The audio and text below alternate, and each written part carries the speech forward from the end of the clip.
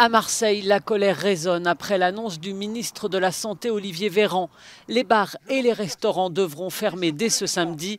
Les restaurateurs ont choisi de se réunir ici devant le tribunal de commerce car c'est là qu'ils déposeront le bilan, disent-ils. Ils sont soutenus par les élus locaux de l'opposition. Écoutez, s'il vous plaît. S'il vous plaît, au niveau du gouvernement, le ministre sera là cet après-midi, qu'il entende le cri du cœur de l'ensemble des personnes qui sont là. On ne veut pas l'insurrection, on veut simplement qu'on nous écoute. Rendez-vous est pris par des restaurateurs inquiets pour accueillir à leur manière Olivier Véran lors de son passage à l'hôpital de la Timone dans l'après-midi. Ils sont fermés à 23 h ou à minuit et demi, les bars, les restaurants.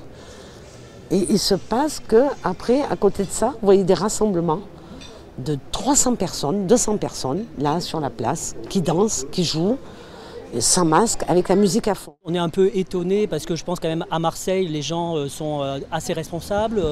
Moi je vois dans la rue, les gens ont les masques, etc. Ça a un impact sur nos vies et sur nos libertés. Et c'est ça m'inquiète en fait. Les contaminations se font plus dans le cocon familial et au sein des familles, plus que dans les bars et les restaurants. Ailleurs en France, les professionnels sont aussi inquiets. Ils vont devoir fermer à 22 h à partir de lundi dans 11 métropoles, dont Paris, Lyon ou Nice, toutes en zone d'alerte renforcée. Si on a encore une fermeture administrative, bon déjà ça dépend combien de temps, parce que si on ferme encore 2 mois et demi, là effectivement ça risque d'être très compliqué financièrement. Déjà on est déjà à moins 50% de notre chiffre d'affaires, donc fermer à 22 h, dire aux gens c'est pas la peine, ils viendront plus, ils sortiront plus.